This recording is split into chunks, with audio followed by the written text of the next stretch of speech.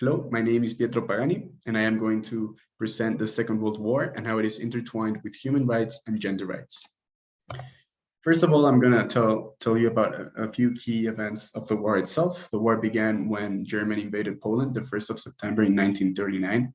A few days after that, the UK and France declared war on Germany, thus officially starting the war. Now, soon enough, all of Europe would have, well, not all of Europe, but pretty much all of Europe, especially Western Europe, would be under control of the Nazi regime. That's because they used a pretty effective war method called Blitzkrieg, which involved the mass destruction of countries and their invasion under the least amount of time. And it was a pretty powerful method, which required the help of pretty well-prepared soldiers and their air force, which was called the Luftwaffe, which was the most powerful air force at the time. It is important to note that the countries we can see over the map and to the left, those countries that are represented with darker tones of black, they were under some sort of control of the Nazi regime.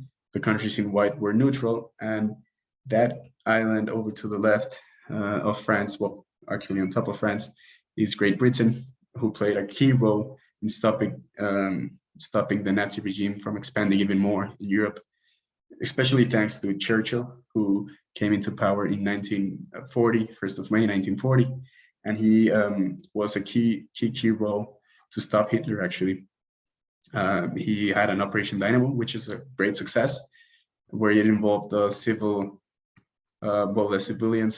the British civilians to get involved in the war, actually, helping the British armies rescue other soldiers from the coastal city of France called Dunkirk, and they were actually able to save 300,000 plus soldiers from there. So yeah, it was a great thing to boost morale in Great Britain.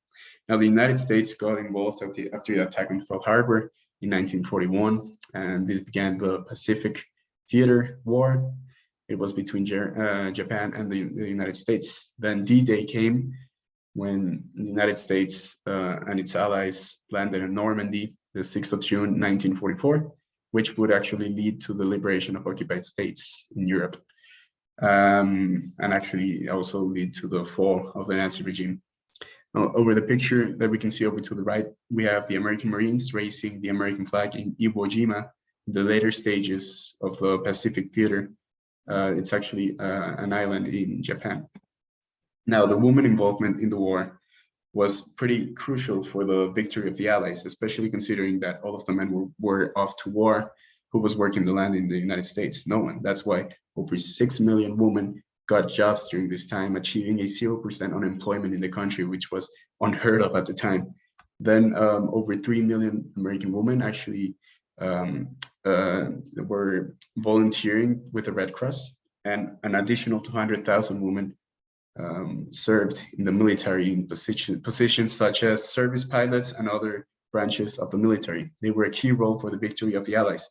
Yet, after the war, women went back to their traditional roles as housewives and, pretty much maids, unfortunately, as the men came back and took over the jobs, thus taking the right to work. Nevertheless, something good about the war was that it led to the creation of the United Nations, the 24th of October 1945, which eventually actually led to the creation of the Universal Declaration of Human Rights, the 10th of December 1948 in Paris. It was signed, this worldwide declaration.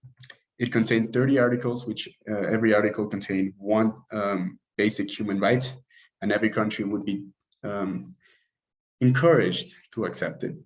Here we have a picture of Eleanor Roosevelt holding a copy of the Universal Declaration of Human Rights. This was a very important woman. She was Roosevelt's wife, who was the president at the time of the war. He actually died before the war ended, but he was the American president. Now, as a conclusion, I want to point out that although the most atrocious event in human history had to occur in order to get a sort of noticeability for human rights, it was a truly awful event. But yeah, as I mentioned, it was good for the progress of human rights, but not for the progress of gender rights, as women during the war actually had pretty good rights to work, but they lost them immediately after the war. It wouldn't be until the 60s movement of civil rights movements that women would actually fight for equality. Thank you very much. These are the references I used regarding the information, and these are the references I used for the images. Thank you.